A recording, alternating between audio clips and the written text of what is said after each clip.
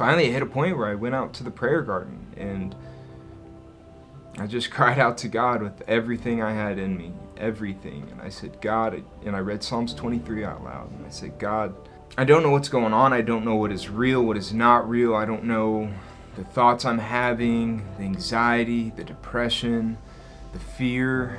But can you please take it all away, God?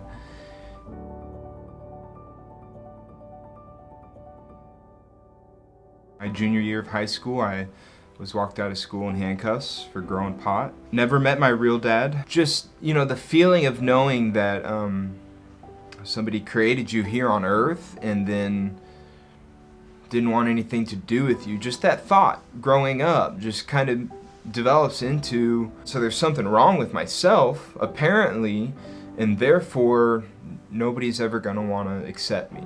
After I graduated high school, I entered into drug court and got married, and for about a year and a half I was sober, but I was only sober because the courts were telling me to, not because I wanted to be. After I got out of drug court, started smoking pot again and cheating on my wife really bad, and didn't know how to handle things, and everything just kind of fell apart and I couldn't keep anything together, and I quit my job so I could sell pot, and just everything revolved around pot. Eventually I found myself in jail in New Mexico for 11 months fighting a case, and I started reading the Bible in jail, but I got out and I didn't want to let go of smoking weed. Quit my job and stopped seeing my kids, all for pot. People want to say that it does no harm because it's a plant. It's never going to affect you and it's natural. And that was me. I was just fought for it, tooth and nail. But at the same time, I wasn't seeing my kids because I'd rather go get high. And I'd quit my job because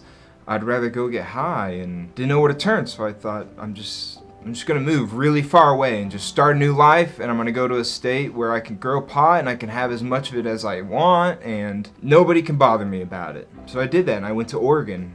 And when I got there, the person I knew out there just stopped talking to me, and it left me homeless for the first time in my life. So I hiked over 3,000 feet into a mountain and camped for a month and a half.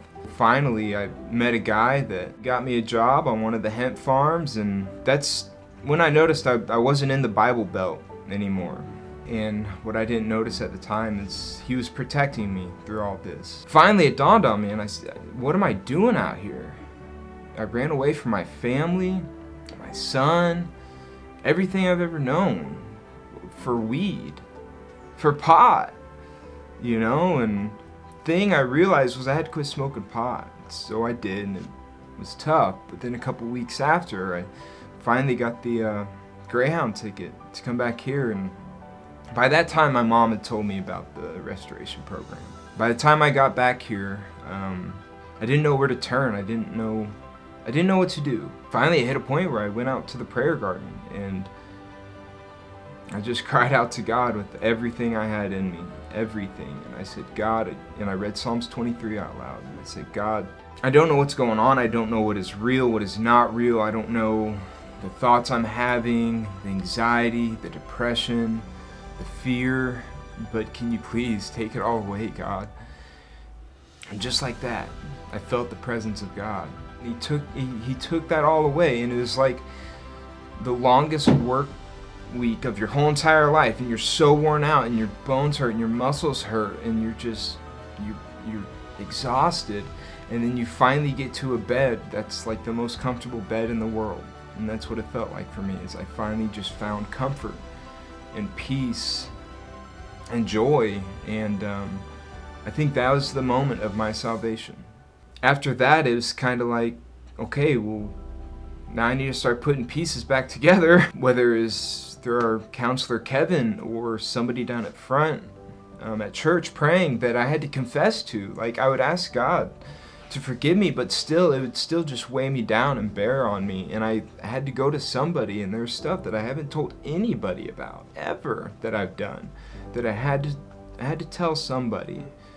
Get down to those hard issues, what hurt me for so long, and just talking those things out and getting a discipline of prayer and really reading the Bible to understand it, not to read it because you've been told to or because that's just what the culture Christianity kind of is today, is you open your Bible and you do this and you do this and you do this, but it's opening your Bible to truly understand what God's trying to tell us. If I could say to a brand new person in the program, one key thing is just lay it all down.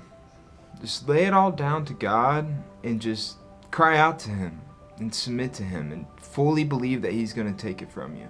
If you got chains, if you got things holding you back, bearing you down, and you're tired of it, then lay it down to God. Just give it to God and just cry out to Him to take it away. And He will, as long as you fully believe. No half-hearted. Fully believe and do it. Yeah, that's the one thing I would say.